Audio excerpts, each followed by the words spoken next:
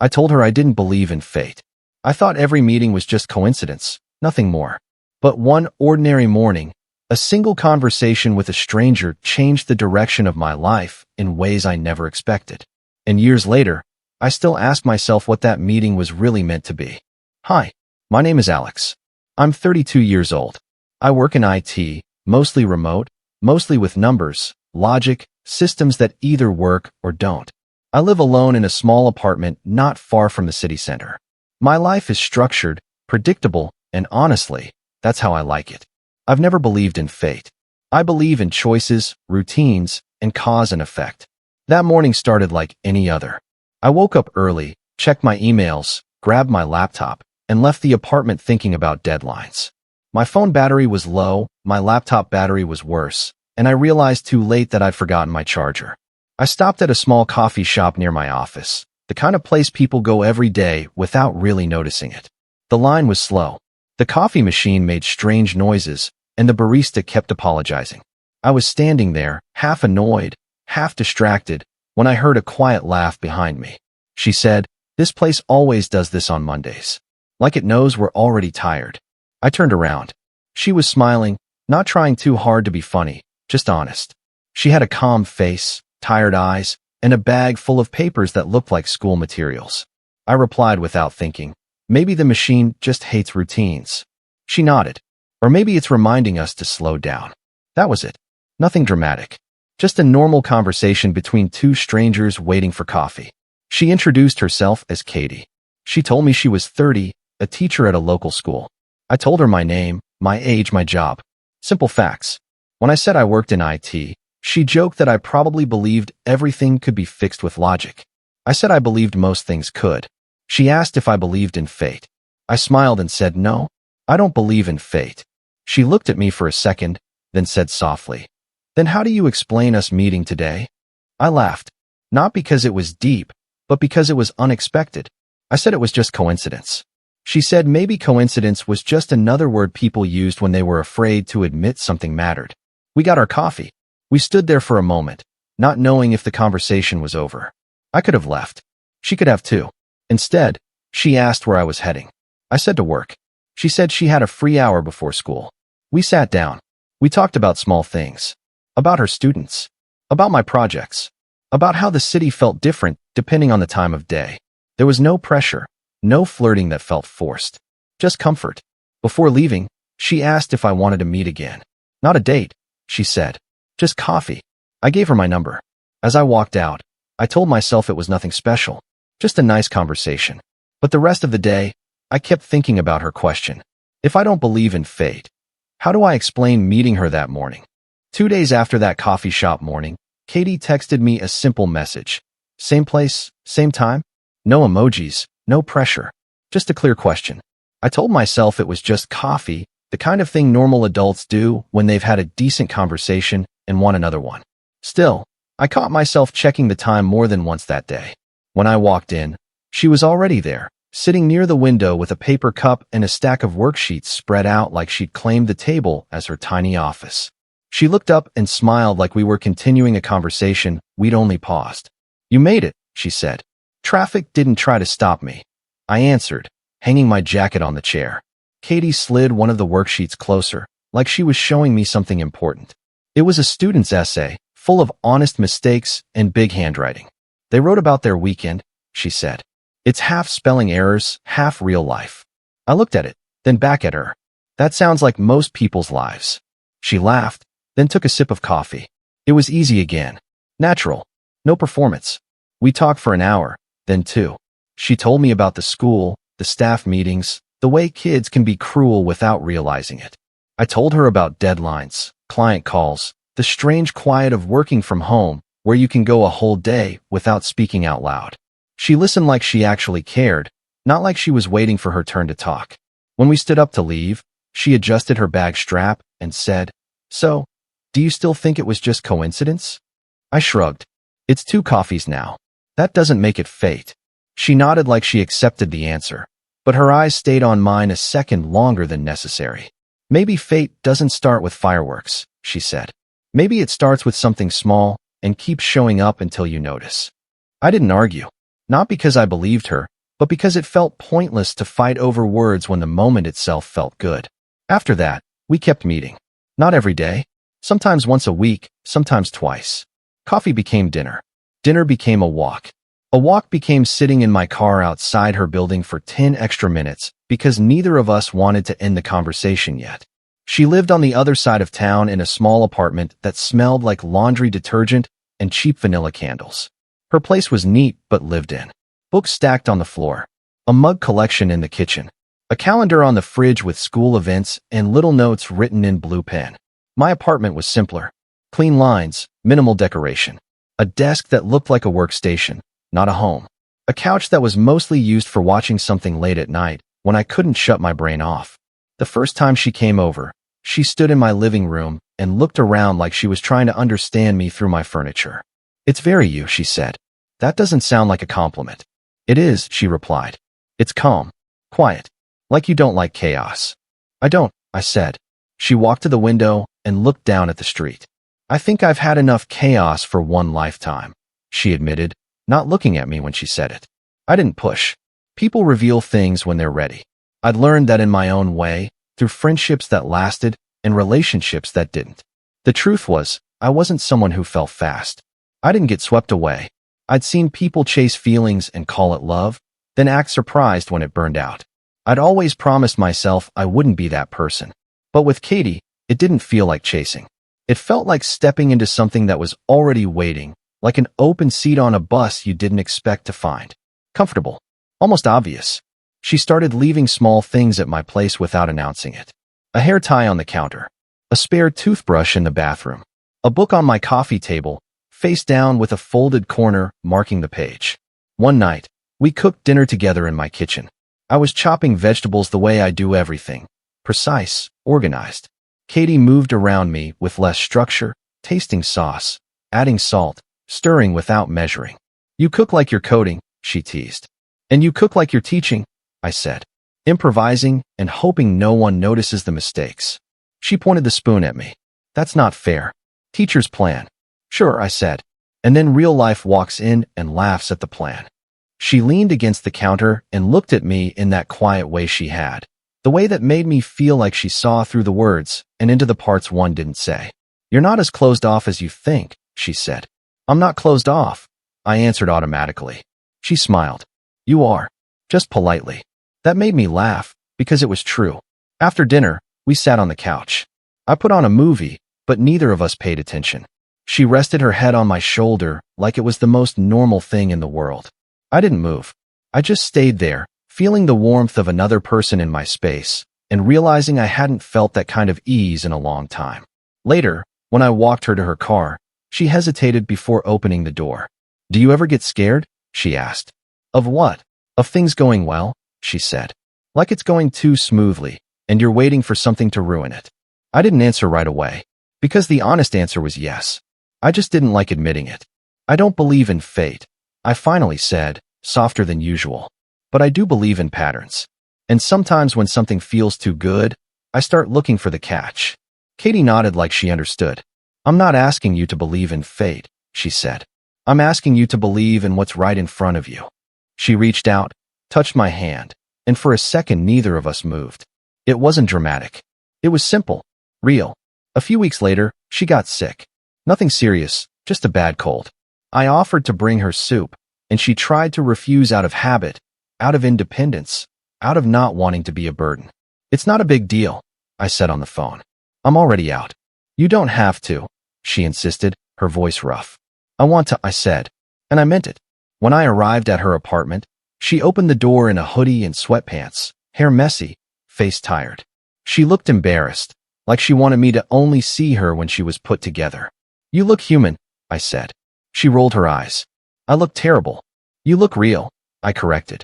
Inside, I put the soup on the table and started cleaning up without asking. Dishes in the sink. Empty tissues on the coffee table. It wasn't that her place was dirty. It was just that she was sick and alone and everything had paused. She watched me from the couch, wrapped in a blanket. "You're doing that thing," she said. "What thing?" "Taking over," she replied. "Fixing everything." I glanced at her. "Someone has to." Katie's expression softened. I'm not used to someone showing up, she admitted. That sentence landed heavier than it should have. Not because it was dramatic, but because it felt honest in a way that made me want to be careful with her. I sat down on the edge of the couch. I'm here, I said. I can show up. She looked at me like she wanted to believe it. Like she was deciding whether she could trust this calm, logical man who insisted he didn't believe in fate, but kept acting like he was choosing her anyway. A month after that, she asked me a simple question while we were walking through a grocery store aisle, arguing lightly about which bread was better. Do you ever think, she said, that some meetings are meant to change you? I picked up the bread she wanted and put it in the cart. I think meetings change you if you let them, I said. She smiled. That's almost the same thing. I didn't answer because maybe she was right. By the time winter came, she was at my apartment more than she was at hers. It happened quietly, the way real life happens. Her coat on my hook, her groceries in my fridge, her laughter in my kitchen.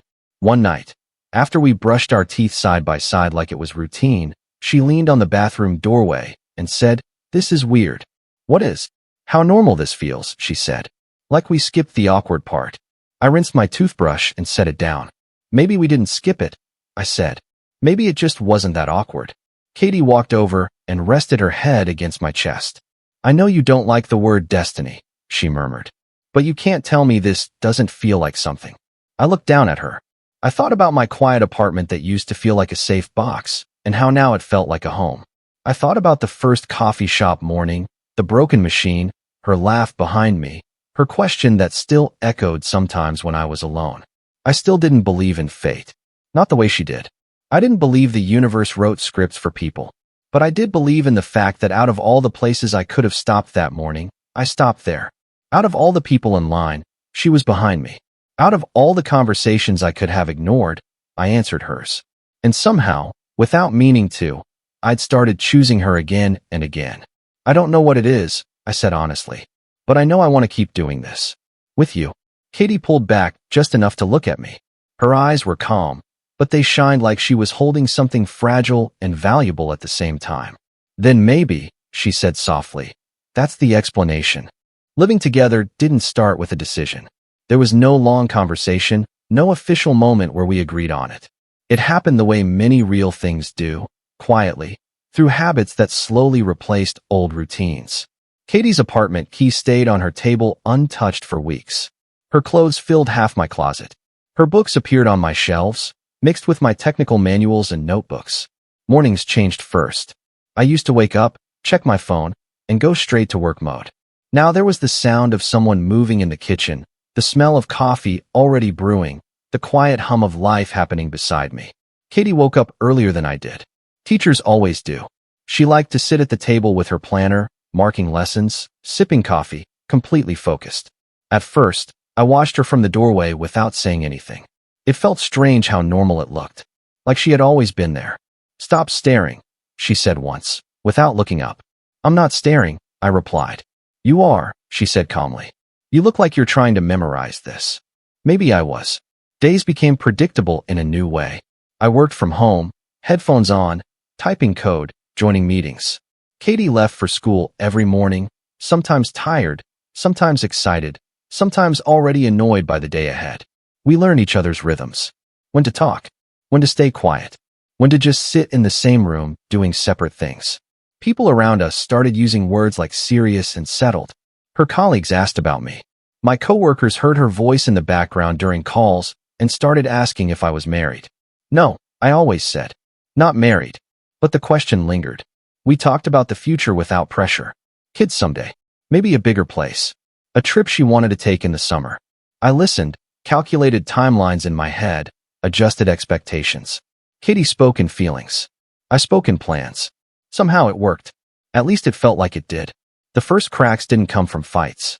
They came from silence. From small moments where we assumed instead of asking. I worked more.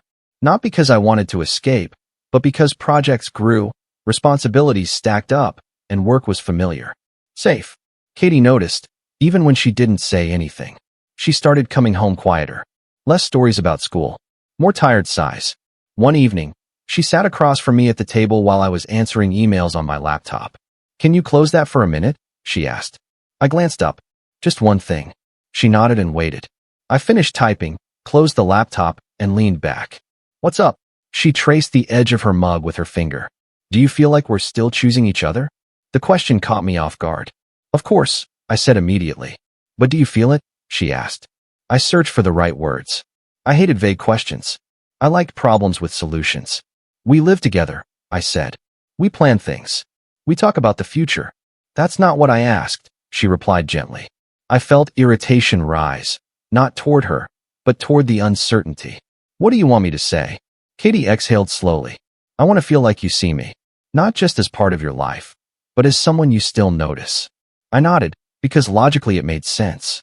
Emotionally, I didn't know how to respond. I do see you, I said. She smiled, but it didn't reach her eyes.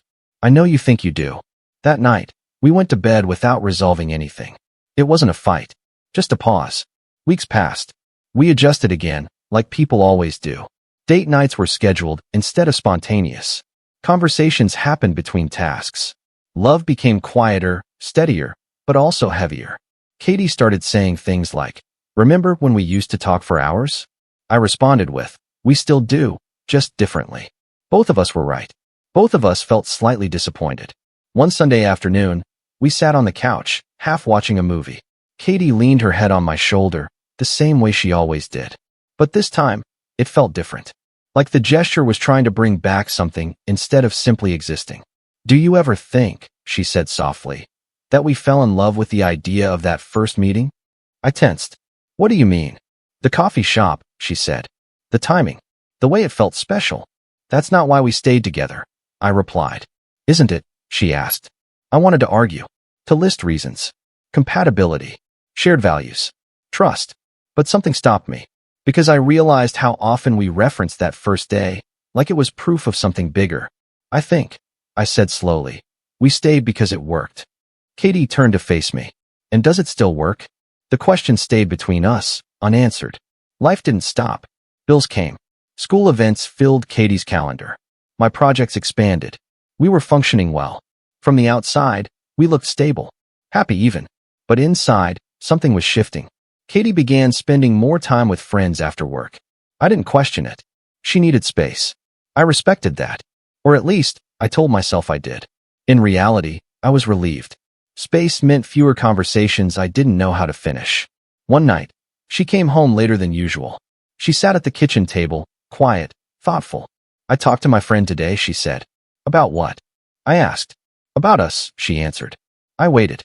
She said, "Sometimes love doesn't end." Katie continued. "It just changes into something that looks similar but feels different." I nodded. "That's normal." "Is it enough?" she asked.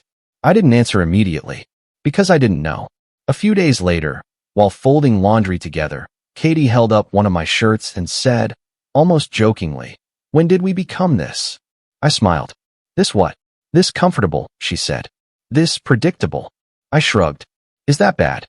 She folded the shirt carefully. "I don't know.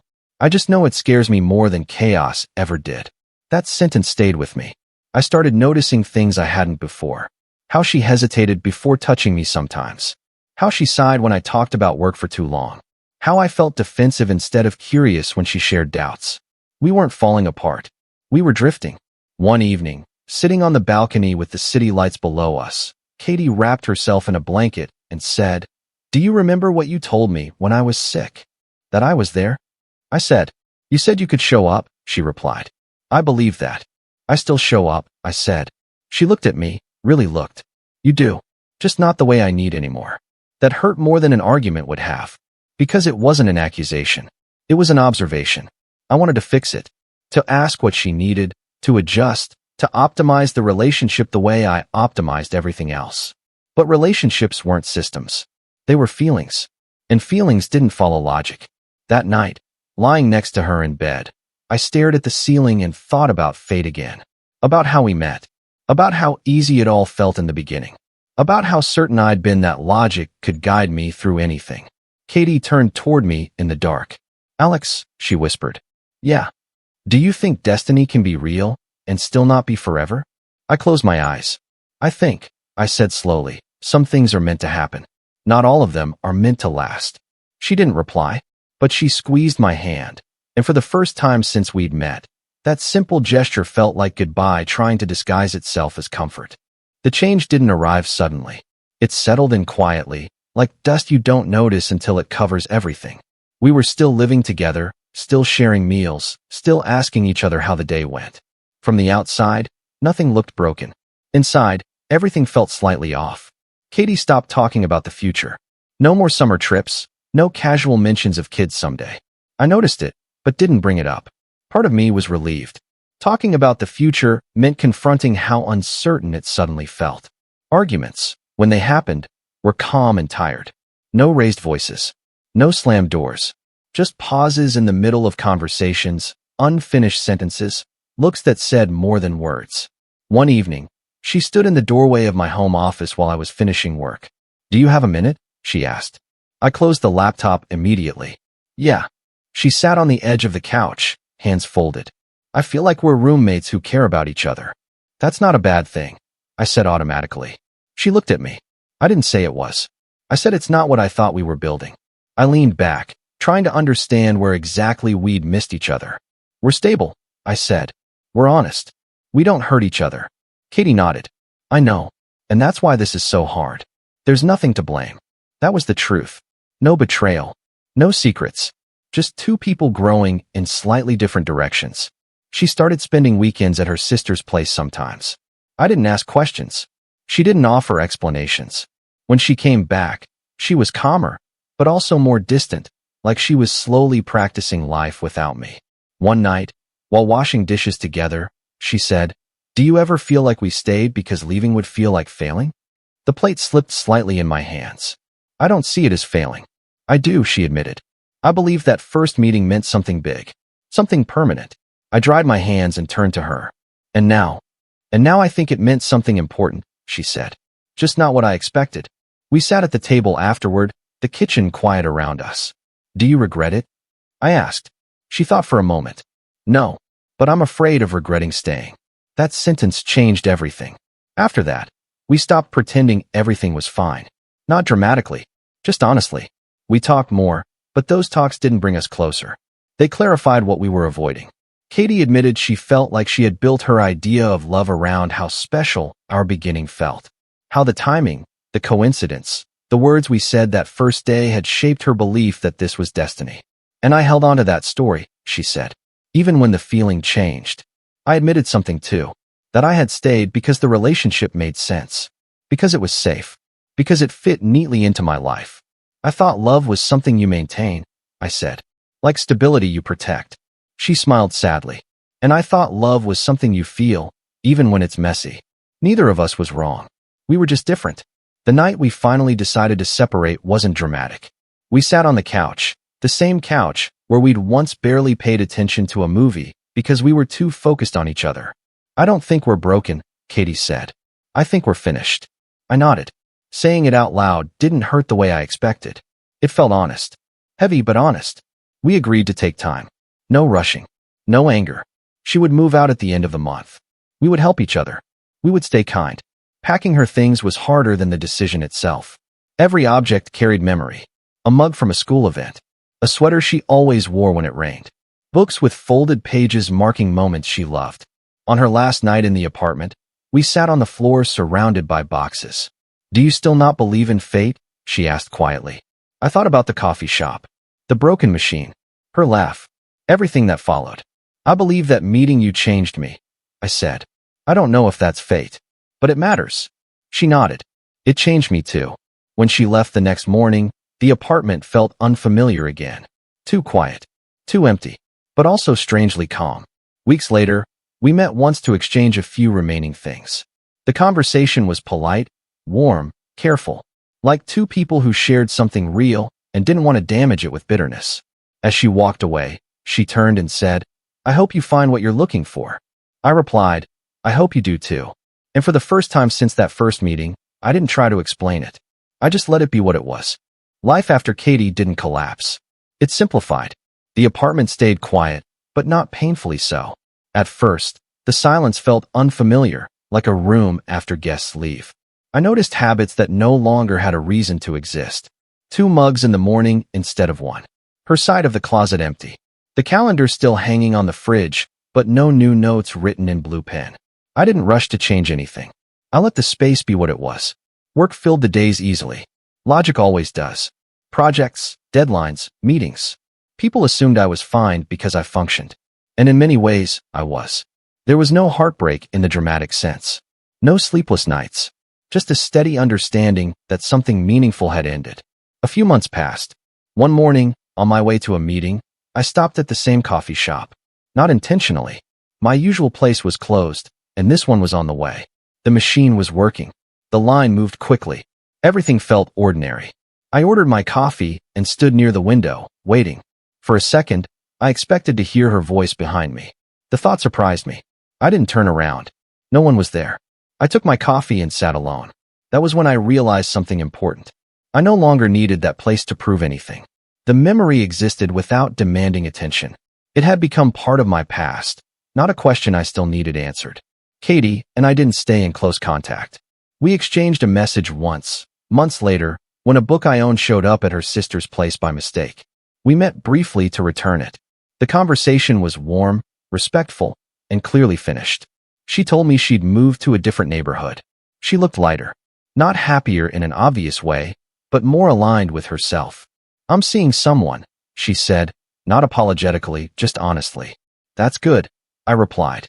And I meant it. She asked how I was. "Steady," I said. "Learning." She smiled. "You always were." We hugged goodbye. Not lingering. Not awkward. Just two people acknowledging what they once were to each other. After that, life continued. I met people. Not many. Not quickly. Conversations happened. Some stayed surface level. Some went deeper. I noticed I was different now. More patient. Less certain that stability alone was enough. Less afraid of admitting when something felt empty. I stopped trying to explain love with logic. One evening, months later, I was walking home when a woman asked me for directions. A simple question. A brief exchange. She smiled, thanked me, and walked away. For a moment, I felt the old instinct. The thought that maybe this was how something started. That maybe meaning was hiding in coincidence again. But I didn't chase it. I understood then what fate really was to me. Not a promise. Not a guarantee. Not a story that excuses staying when growth is over. Fate was the meeting itself. The moment that opens a door. What you do after is choice. Katie and I had walked through that door together. We built something real. We lived it fully. And when it stopped being true, we let it end without destroying what it had given us. That was the ending. Clear. Honest. Some love stories aren't meant to last forever. Some are meant to teach you how to love better the next time. I still don't believe fate decides who you stay with. But I do believe fate introduces you to people who change you. And sometimes, that is enough.